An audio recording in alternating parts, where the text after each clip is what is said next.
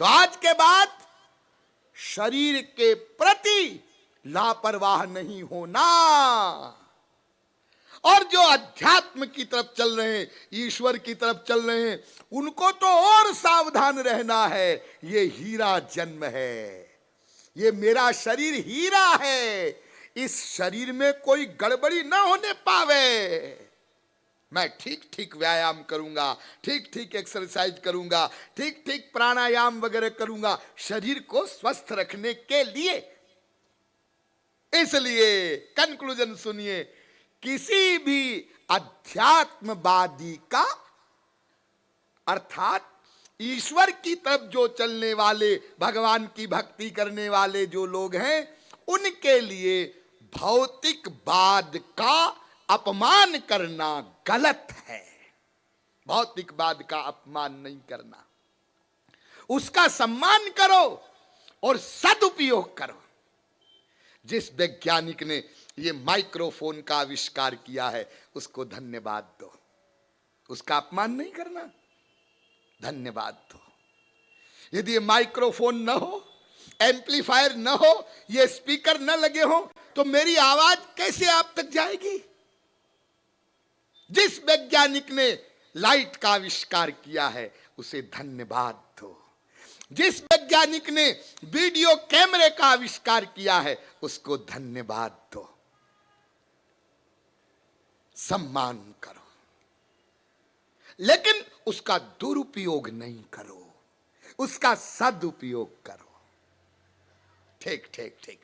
तो अध्यात्मवादी का भौतिकवाद का अपमान करना गलत? हां गलत। ठीक इसी प्रकार से भौतिकवादी लोग भी कान खोलकर सुन ले कि भौतिकवादियों को अध्यात्मवाद का अपमान नहीं करना है।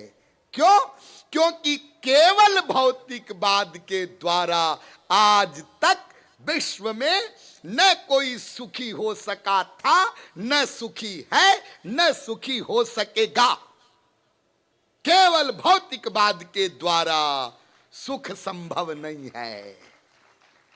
कभी कभी हम लोग भोलेपन में बोल देते हैं, अरे साहब क्या हमारे देश की गवर्नमेंट निकम्मी है, कुछ नहीं करती और पब्लिक दुखी है। गवर्नमेंट, अरे गवर्नमेंट तुमको सुखी करेगी? किस पागल ने कहा तुमको? गवर्नमेंट के अपने काम है, वो ठीक है, वो करती है नहीं करती है वो अलग सब्जेक्ट है, लेकिन गवर्नमेंट के द्वारा, सरकार के द्वारा तुम सुखी हो जाओगे? यदि किसी देश की गवर्नमेंट इतना कर दे कि अपने देश के प्रत्येक प्रांत के, प्रत्येक जिले के, प्रत्येक गांव के, प्रत्येक व्यक्ति के लिए हीरे जवाहरात के मकान बना दे, सोने चांदी की सड़कें बना दे, तो भी उस देश की पब्लिक सुखी हो जाएगी? ऐसा नहीं हो सकता, असंभव है।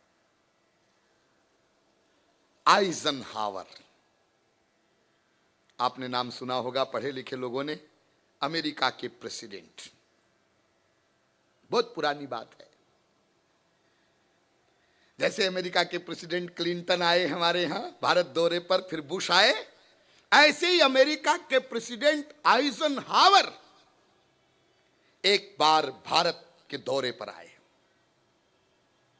उन्होंने दिल्ली में एक लेक्चर दिया, आज भी वो लेक्चर रिकॉर्ड में है। आइजनहावर ने कहा, ये बहुत पुरानी बात है, अब तो बहुत आगे बढ़ गए, 40-50 साल पुरानी बातें। तो आइजनहावर ने बोला, गॉड ने, भगवान ने हमको पावर दी है, लेकिन हम उस भगवान से प्रार्थना करते हैं कि उस पावर के सदुपयोग की सद्बुद्धि भी हमको दे। ये आइजनहावर का स्टेटमेंट। पावर के सदुपयोग की सद्बुद्धि दे। और 1987 में रशिया के प्रेसिडेंट जब अमेरिका गए, क्यों गए ये तो आप लोग जानते होंगे। अमेरिका रशिया और कंपटीशन चला दोनों देशों में, महाशक्तियों में, और अनेक प्रकार के एटम बम वगैरह बना डाले। अरबों खरबों डॉलर खर्च किए। और वो ऐसा समझते भी हैं हम संसार के महान बुद्धिमान लोग हैं, अमेरिका वाले, रशिया वाले। अब क्या हुआ? अब दोनों देश के जो प्रबुद्ध नागरिक, वास्तव में थोड़ा बहुत जो प्रबुद्ध है, उनका चिंतन शुरू हुआ। अरे भाई, हमने ये इतने एटम बम बना डाले, यदि मान लो गलती से कहो कोई बेवकूफ कोई ऐसा आ जाए कि चलाना शुरू ही कर दे और दोनों तरफ से प्रहार शुरू हो जाए, तो भैया न तुम रहोगे न हम रहेंगे, कोई नहीं रहेगा। तो क्या करें? तो दोनों देशों के प्रेसिडेंट की मीटिंग तय हुई। आओ हम लोग मिलें, बातचीत करें, थोड़े तुम कम करो, थोड़े हम कम करें। तुम भी थोड़े एटम बम नष्ट कर दो, हम भी नष्ट कर दें। अब उनको नष्ट करने में करोड़ों डॉलर खर्च होंगे। पहले बनाने में अरबों डॉलर खर्च किए, अब नष्ट करने में करोड़ों डॉलर खर्च होंगे। तो जब रशिया के प्रेसिडेंट इसी काम के लिए अमेरिका गए और एयरपोर्ट पे उतरे, पत्रकारों ने घेरा। आप यहां क्या करेंगे? कैसे करेंगे? रशिया के प्रेसिडेंट ने स्टेटमेंट दिया, भगवान आपको भी सद्बुद्धि दे, गॉड आपको भी सद्बुद्धि दे, हमको भी सद्बुद्धि दे। यह सद्बुद्धि देने वाली जो बात है, यह भीतर की मशीन को ठीक करने वाली बात है। भीतर की मशीन, अंतःकरण। और भीतर की मशीन को ठीक करने के लिए भौतिकवाद के पास कोई साधन नहीं है। आज हर देश की गवर्नमेंट चिल्ला रही है, सच बोलो, झूठ मत बोलो, चोरी मत करो, भ्रष्टाचार मत करो, अनाचार मत करो, आतंकवाद खत्म करो। लेकिन क्या सफलता मिली? और बढ़ता जा रहा है ये भ्रष्टाचार, ये अनाचार, ये दुराचार, ये पापाचार, ये आतंकवाद। इसकी जड़ कहां है? ये क्यों होता है? ये मनुष्य पाप कर्म क्यों करता है? ये तब करता है जब उसका अंतःकरण मलिन होता है, गंदा होता है। तब भ्रष्टाचार, अनाचार, दुराचार, पापाचार होता है। जब तक अंतःकरण निर्मल नहीं होगा, स्वच्छ नहीं होगा, तब तक भ्रष्टाचार, पापाचार, दुराचार, आतंकवाद समाप्त नहीं हो सकता। केवल नेताजी के लेक्चर देने से भ्रष्टाचार खत्म नहीं होता। भ्रष्टाचार खत्म करो। और हमारी सरकार ने एक विभाग बना रखा है, हाँ, भ्रष्टाचार निरोधक विभाग। और भ्रष्टाचार निरोधक विभाग के जो ऑफिसर हैं वो स्वयं भ्रष्टाचारी, वो भ्रष्टाचार को रोकेंगे। तो भ्रष्टाचार तो तब रुकता है जब अंतःकरण निर्मल होता है। और अंतःकरण को निर्मल करने के लिए अध्यात्मवाद की आवश्यकता पड़ती है।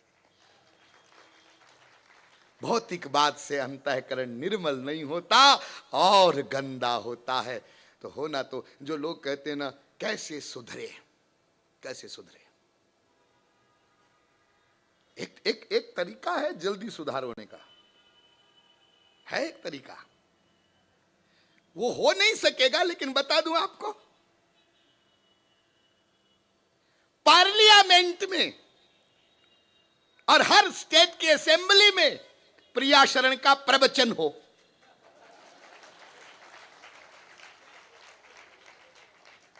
और वहां बैठे ना हमारे जो कर्णधार, वो सुने कंपलसरी 2 घंटे डेली बैठकर। मैं 60 दिन बोलूंगा,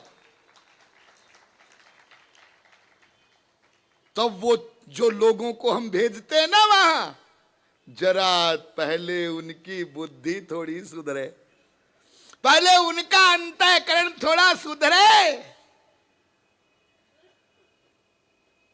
लेकिन प्रिया शरण को भी मालूम है, आपको भी मालूम है, वहां कौन घुसने देगा, कौन घुसने देगा और कौन सुनेगा, किसकी समझ में आएगा। बड़े दुख के साथ कहना पड़ता है, यद्यपि कदापि मेरा ये विषय नहीं है, लेकिन क्या रोग है, क्या बीमारी है, ये वर्तमान काल में ऐसी अवस्था हो गई है, जिनको हम कर्णधार कहते हैं, उसको केवल एक चीज दिखती है, उसको न देश दिखता है, न समाज दिखता है, न अपना कल्याण दिखता है, उसको कुछ नहीं दिखता। न जाने क्या हो जाता है वहां पहुंच करके, ऐसी पट्टी बंध जाती है कि वो अज्ञान में अंधा हो जाता है। और ऐसे ऐसे एग्जाम्पल, यही इसी प्रकार की आपस की लड़ाइयों ने और स्वार्थ परायणता ने पहले भी हमारे देश को गुलामी दी थी। यदि ये सुधार नहीं होगा तो बहुत गड़बड़ हो सकती है। इसलिए होना तो ये चाहिए कि वहां पर लेक्चर हो नहीं सकता। चलो कोई बात नहीं, जहां पर हो, जितने लोगों का अंतःकरण निर्मल हो, सुधरे, उसका उपाय करेंगे। और कई लोग हैं ऐसे, कई लोग हैं सुधार चाहते हैं। यहां पर भी आप लोग देखते हैं, कई जो राजनीति में भी है, कई महानुभाव, एक हमारे यहां सांसद महोदय आते हैं बयाना के, और जब भी उनको समय मिलता है यहां आते हैं और एक साधारण पब्लिक की तरह पीछे बैठ के सुनते हैं। आज भी बैठे हैं वो सभा में। कोई ऐसे महानुभाव भी हैं, और होना चाहिए। कोई कभी कभी आते हैं, सुनते हैं, समझते हैं, और उनका मन करता है ये होना चाहिए, लेकिन उनकी संख्या बहुत कम है। क्यों हमारे देश में, क्यों हमारा भारतवर्ष विश्व का सिरमौर था? जब हमारे देश में ऐसे सम्राट हुए जिन्होंने स्पिरिचुअल मैन की आज्ञा से शासन चलाया। दशरथ राज्य करते हैं, गुरु वशिष्ठ से आज्ञा लेते हैं। गुरु वशिष्ठ को राजा दशरथ के राज्य का कोई मोह नहीं है, कोई मतलब नहीं है। लेकिन जब उनकी आज्ञा के अनुसार शासन चल रहा है तो फिर उसकी बात ही अलग होती है। इसलिए ध्यान दीजिए, अब हम निष्कर्ष पर पहुंच गए कि अंदर की मशीन को ठीक रखने के लिए अध्यात्मवाद कंपलसरी है, और बाहर की मशीन शरीर को ठीक करने के लिए भौतिकवाद कंपलसरी है। अध्यात्मवाद और भौतिकवाद दोनों का समन्वय करके जो चलेगा वही अपने लक्ष्य को प्राप्त होगा। और यदि एक दूसरे को गाली देंगे तो गाली ही देते रह जाएंगे। ठीक। तो भौतिकवाद अध्यात्मवाद का रहस्य आपने समझा कि इन दोनों में क्या संबंध है। ठीक। अच्छा स्वामी जी, एक बात बताइए, कुछ लोग कहते हैं कि ये संसार मिथ्या है, कल्पना है। क्या मतलब? मतलब ये जो जगत आप देख रहे हैं ना, हाँ, ये मनुष्य, ये स्त्री, पशु, पक्षी, पेड़, लता, नदी, पहाड़, हाँ, ये कुछ है नहीं, ये तुम्हारे मन का भ्रम है। मनः कल्पनावाद, ये विदेशों में भी चला है। वर्कले, फिक्टे, कांट, उन्होंने वर्णन किया है सब्जेक्टिव आइडियोलिज्म, ऑब्जेक्टिव आइडियोलिज्म। और हमारे यहां तो इसका प्रचार है ही है। आपके नगर में कई अद्वैती सन्यासी लोग आते होंगे ना, सन्यासी, और उनका प्रवचन आप सुनते होंगे। बेटा कुछ नहीं है, तुम ब्रह्म हो, हम ब्रह्म हैं, सब कुछ ब्रह्म है। संसार क्या है महाराज? मिथ्या है, भ्रम है, सपना है। और जब तुमको ज्ञान हो जाएगा ये भ्रम मिट जाएगा। इसलिए संसार मिथ्या है, मिथ्या है, कल्पना है। और आप ऐसा प्रवचन सुनते हैं और सिर हिलाते हैं, हाँ बिल्कुल ठीक, मिथ्या है, मिथ्या है। लेकिन आज से आप लोग ये बात समझ लीजिए कि संसार मिथ्या है, ये कहना बिल्कुल गलत है। तो क्या संसार मिथ्या नहीं है? है? है? अभी तो आप कह रहे थे बात गलत है। हाँ गलत भी है और सही भी है। हाँ, सही भी है। संसार मिथ्या भी है और सत्य भी है, दोनों है। हाँ दोनों है जी, मिथ्या भी है और सत्य भी है। ये दोनों कैसे? ये दोनों ऐसे कि संसार दो प्रकार का होता है, एक प्रकार का संसार नहीं होता।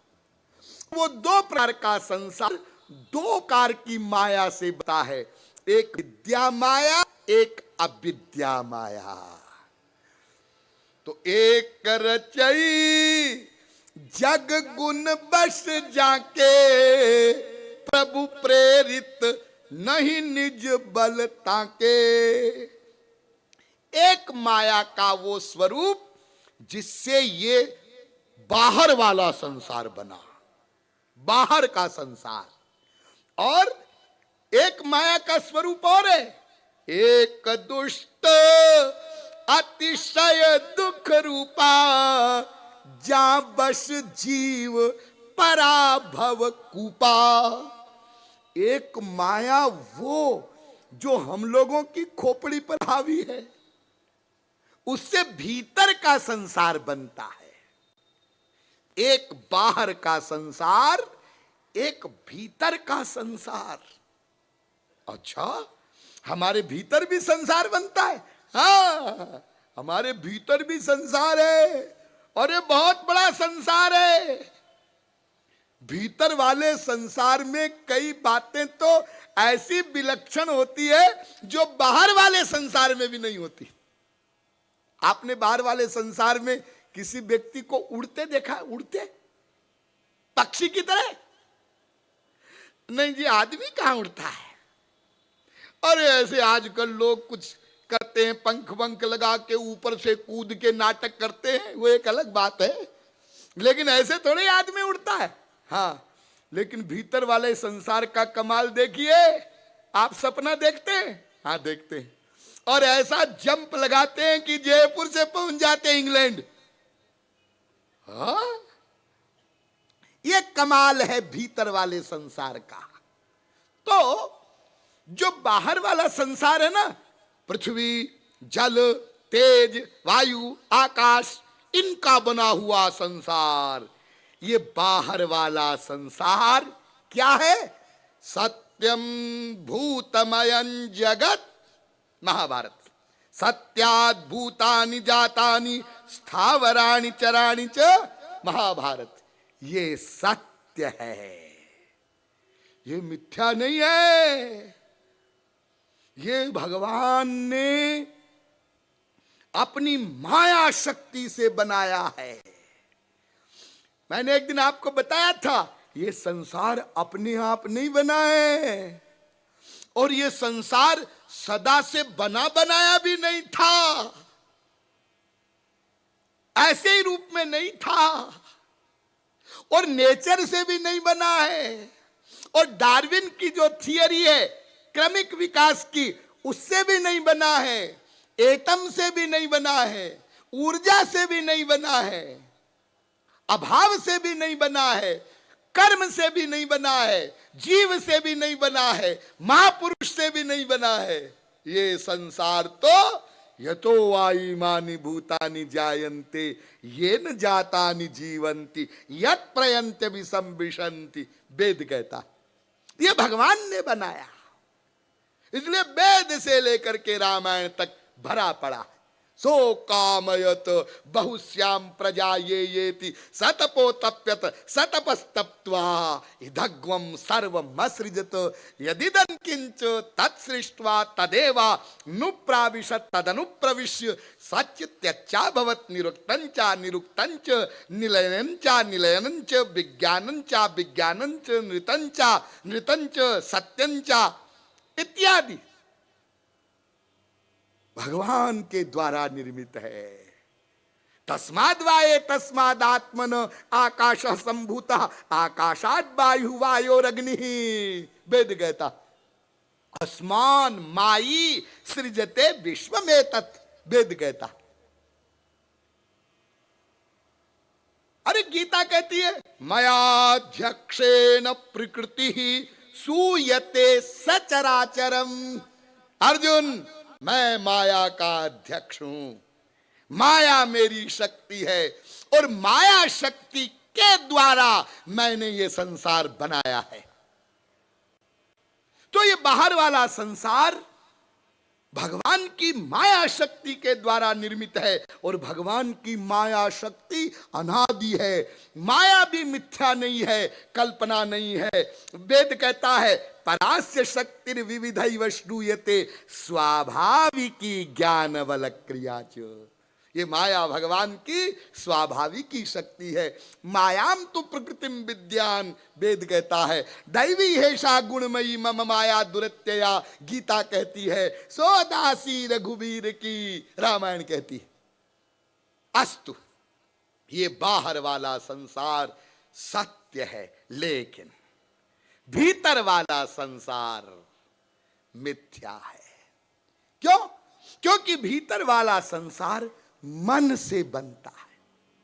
भीतर वाले संसार को भगवान नहीं बनाते, उसको मन बनाता है। इसलिए भीतर वाला संसार मिथ्या। संसार मिथ्या है, कौन सा संसार? भीतर वाला। और संसार सत्य है, कौन सा? बाहर वाला।